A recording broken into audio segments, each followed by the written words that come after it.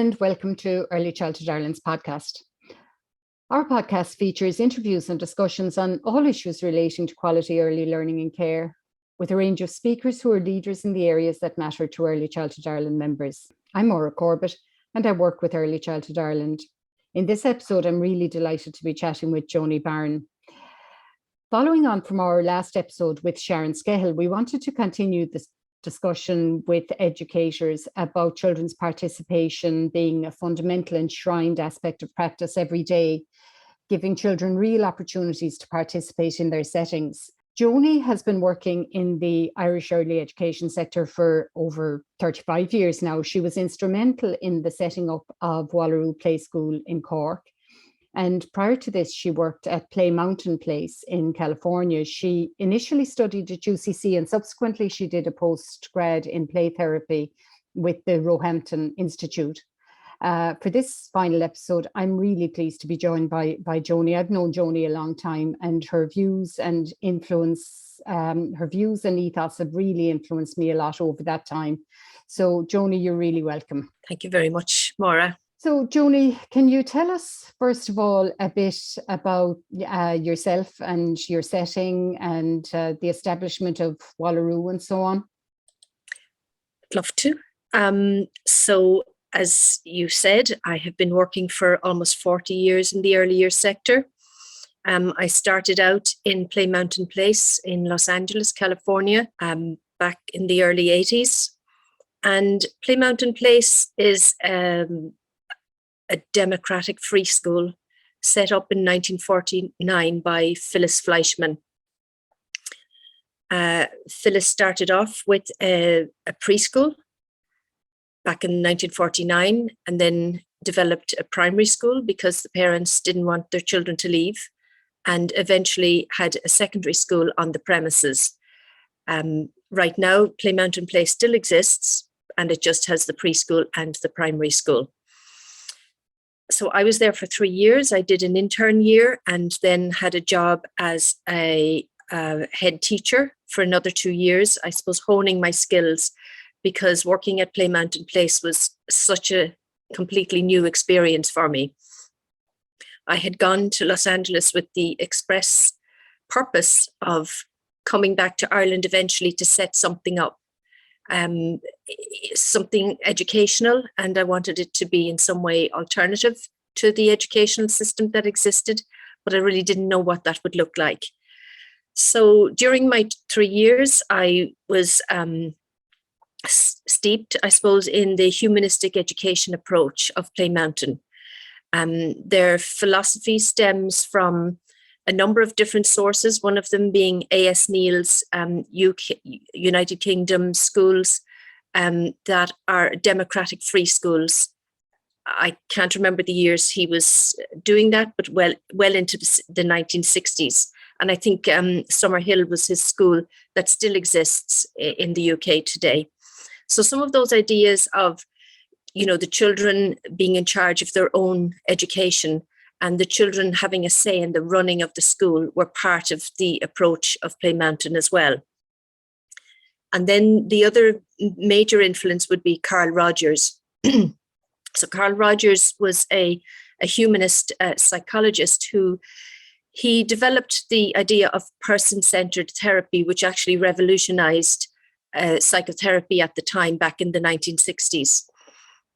And Carl Rogers was also very, very interested in education. So he had a varied career as a scientist, a therapist, and then in his final years, he was very interested in education and how to make education person-centered.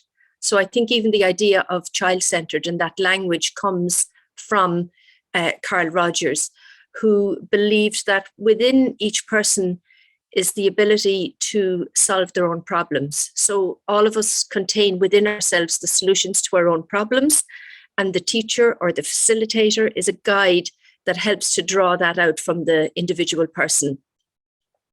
So those were two very strong influences. And of course, there was also an anti-bias approach. So there was a very strong ethos of respect for humanity and for all the different ways of being. So whether that was people with different abilities or people from different backgrounds, religions, beliefs. So that ethos was pretty much what I was steeped in for the 3 years. And when I left to come back and set something up in Ireland, because I could have stayed there, but I always wanted to come back and work at home and to do something here. I came back in 1985 and I got in touch with the Key Co-op in Cork, who were an alternative setting within Cork City. They had quite strong political views, and also I suppose I felt that it matched some of the things that I would be interested. So I approached them about working with them, because obviously I didn't have any money or any way to set anything up. So how to do that? I got the support of the Key Co-op, and through the social employment schemes, which later became the community employment schemes. A few of us started up Wallaroo in a building separate from the Key Co-op, but still a part of it. At that time, the Co-op was very interested in employing women, because it was very difficult for women, especially women with children, to find employment. And so their approach was, if we have 50% of our employees being women, then we also should provide childcare. So I took that idea, and with the idea of providing childcare, but also having it, person-centered with a humanistic education approach, I started up Wallaroo with 2 other people. So that was the very beginnings of it. And we started just with the children from the Key Co-op employees. I think there was only about 7 of them, but that was a good beginning. And we went from there, and over the years developed and trained a lot of people in the approach, and to the point where we were given some European funding to develop a course with UCC to train people in the humanistic education approach in early childhood. And I suppose that was kind of one of the key differences in Wallaroo at that stage, was that while, there were kind of family centres and other programs supporting women to be able to work, your focus was on the needs and the rights of the children, as well as the needs and the rights of their parents. That's right. It very much was a rights-based approach. And I think this idea of different types of words that we've been using over the years. So at the time, I would have called it the empowerment of children. And, later on, we're talking about the rights of children, then we're talking about inclusiveness. And now we're talking about the voice of children, or children's participation. So the concepts are the same, but the words are just changing and helping us to understand different ways of implementing the practices. And I suppose it's good, isn't it, to have material kind of policies and frameworks like the Lundy model and the national framework for children and young people's participation, that's kind of backing that up, and I suppose giving a status to what you and what Wallaroo have been implementing and inspiring people with for all those years. Yes, it's fantastic to have the language, to have language and models, and to break it down into specifics, into different areas such as, space, voice.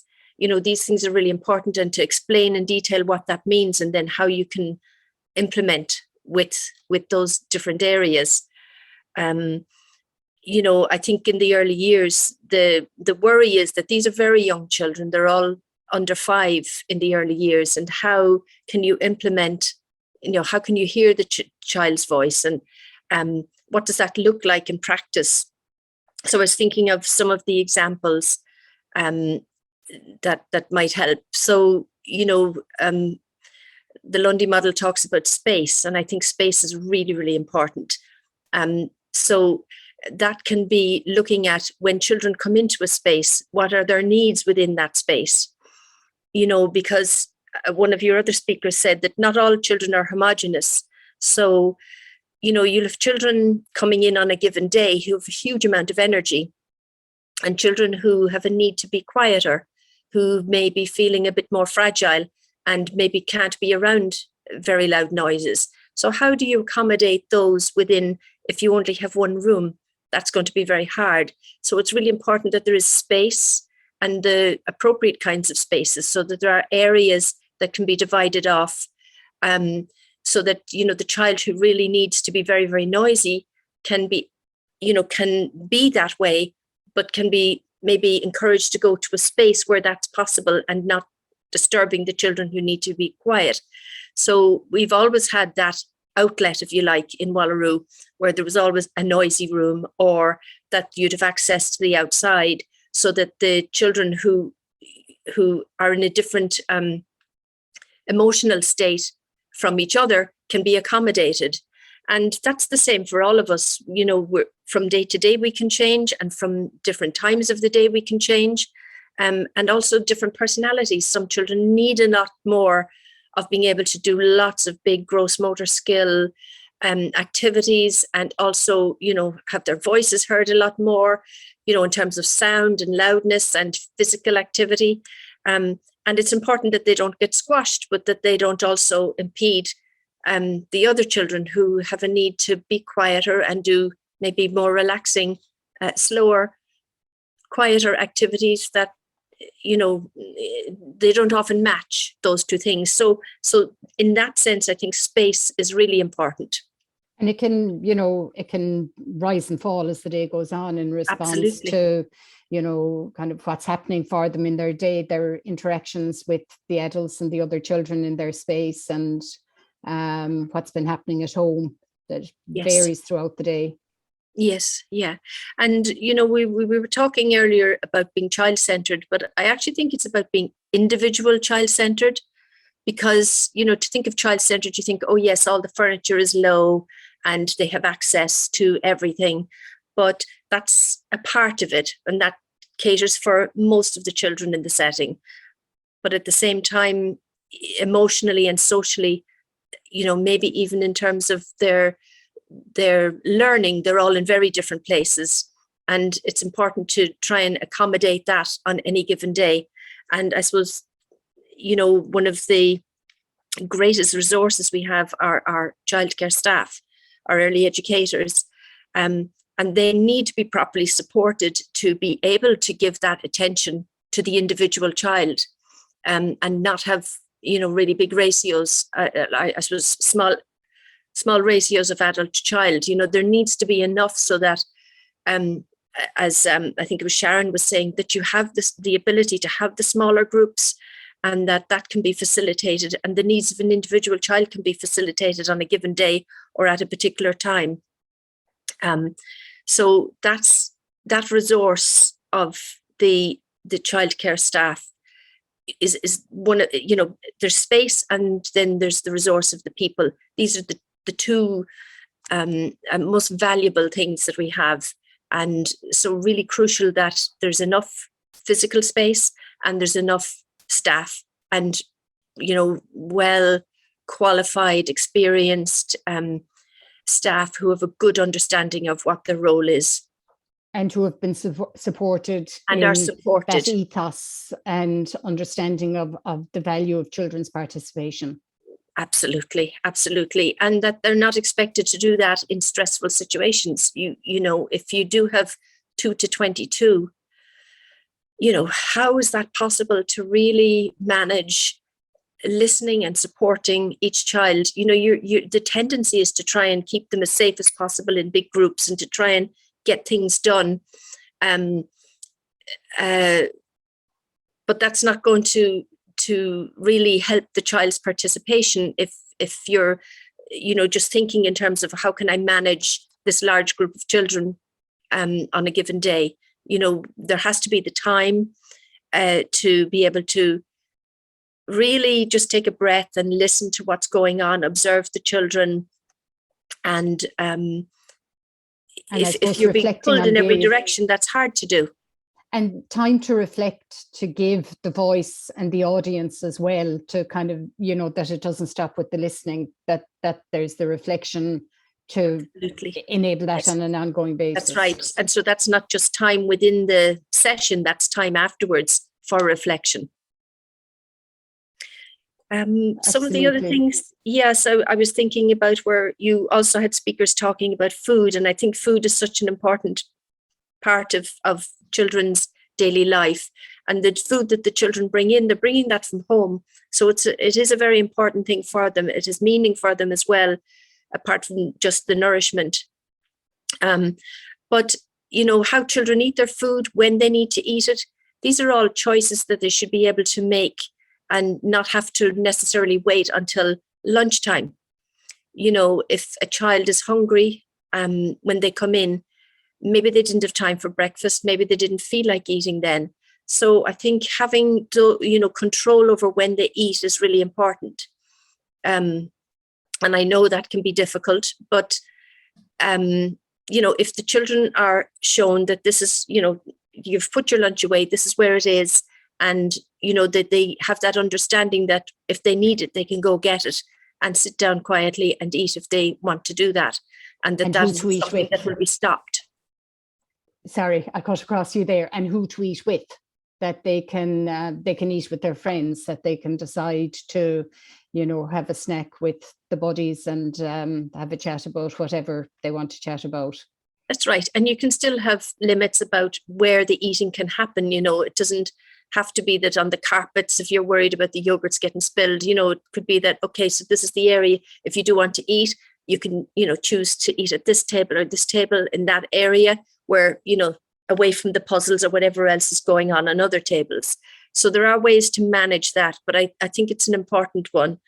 Yeah, and it's something that we've had a couple of blogs about. So we can find the links to the blogs and share them, about people who have explored that idea of kind of rolling lunchtime, who were reluctant to try at the start, but have found how it really works. Yeah. I think anything that gives the children control over their bodies, so when they eat, how they eat. But another big thing that I've always noticed is that because children have runny noses and are often sneezing, and our tendency in terms of just trying to keep things hygienic is to wipe noses for the children. So I think that's a really big one, thinking about the ways in which we might interfere with children's bodies without realizing that we're taking control over something that they can learn to do for themselves. So one of the things we would have is the tissue container is on the wall, low at the child's height, but with a mirror underneath so they can see themselves. And that way you can teach the child, that independence of going and looking at how they're blowing their noses. And I think it's not to underestimate how horrible that is, to have somebody come up behind you and just put a tissue in front of your nose and clean away the mucus. We don't often think. Pardon? Or not be changing. Exactly. Exactly. Sometimes scoop the child. You get the whiff. You want the child to be comfortable, and you kind of scoop the child up and take them to the nappy changing area without kind of saying, yes, think you need to have a nappy change now. That's right. And it's because we have a lot of responsibilities in relation to the children and all of the children. So we're conscious of things like hygiene and their comfort and their physical safety. And sometimes that just takes over, instead of finding another way, to make sure that the child is at the center of it, that individual child is at the center of it, and that we're taking into account what they might be thinking or feeling at the time.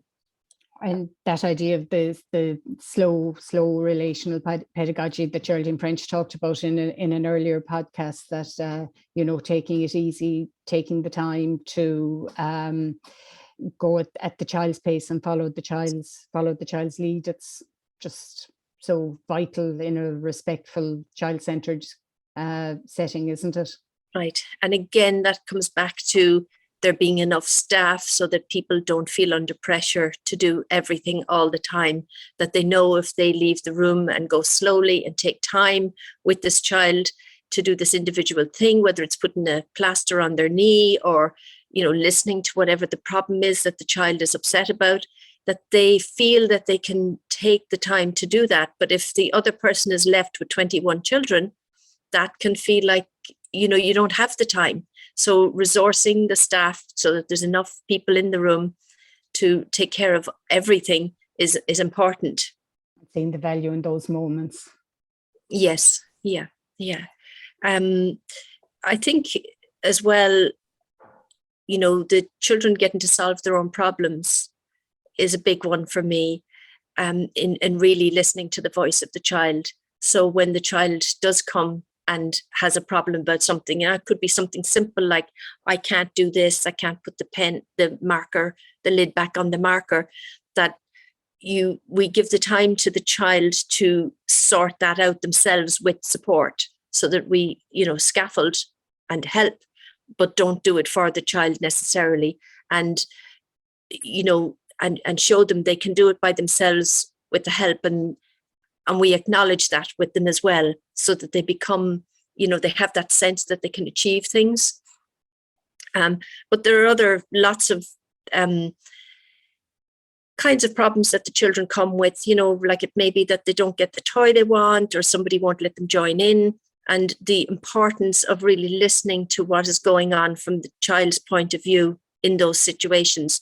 So I think listening is probably one of the most important things that early educators could give to children. It's a real gift that requires quite a lot of skill.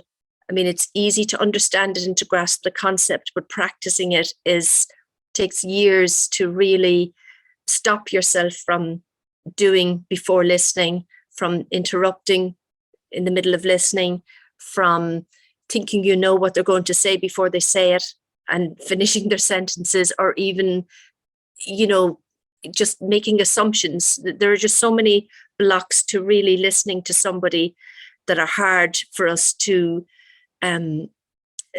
And partly, again, it has to do with that pressure where, we just don't feel we have the time, because there are so many other things happening. So you may not have the time to really deal with the child's emotional feelings at the time, and also what they're actually trying to say to you, why this is a problem for them, that they can't join in the game, or they can't get the toy they want, or they want to go first and nobody will let them be first. Whatever it might be, these are really important issues for the children. And if we can pass on those skills by really listening to them, and doing reflective listening and helping them to come up with a solution that works for them, that's an amazing skill for the children to learn. And one of the things you had said to me was, why do you have this ethos, and why is it so important? And I suppose for me, I think, of course, respecting and listening to children and giving, making sure that they have a voice is a value in itself. But also, the children of today are the adults of tomorrow. And if they can learn those skills and actually really, I suppose, embody being listened to and being respected and having a voice, then they'll carry that into adulthood. And I think that, there's been so much unintended damage done to children because of the treatment of children by society, throughout the generations. And those experiences have been carried into everybody's adulthood. And, then there's a long time of recovery, or, trying to find your way in life with the difficulties or the inhibitions, or, the complicated things that happen to you. That if we can give that to children, and at the very start, so start at the very beginning and begin with children, and that all children have this this treatment of being listened to and having a voice and being respected, then those children are going to grow up to know nothing else, to know what it is to be respected and listened to. And so that's what they're going to carry into their adulthood, and that's how they will treat other people. And I think that's how the world will change for the better. So that's why I've been so interested in this, for the last 40 years. This is what my vision is. Oh, Joanie, that's such I hate to say that's a point to end on, but we're kind of nearly out of time. But it's such a good, valuable point to end on. You started with the idea of children's democracy, and we sometimes complain about people not voting or not taking their democratic role in society. But you're so right. I mean, if they have that from their earliest years, they'll see a value in it and they'll participate in that way. So, Joanie, we could have talked for ages more, but thank you so much for coming on Early Childhood Ireland's podcast today. And it's the last episode for now in this series, but I think it's something that we'll come back to. So thanks so much for that wisdom and insight, and I'm sure everybody enjoyed it as much as I did. So, Joanie, thanks a million. Thank you, Maura. And thank you to our listeners for tuning in and listening again. And as always, if you enjoyed this episode, please tell others, and we'd love to hear out your ideas for future episodes. So thanks for listening today.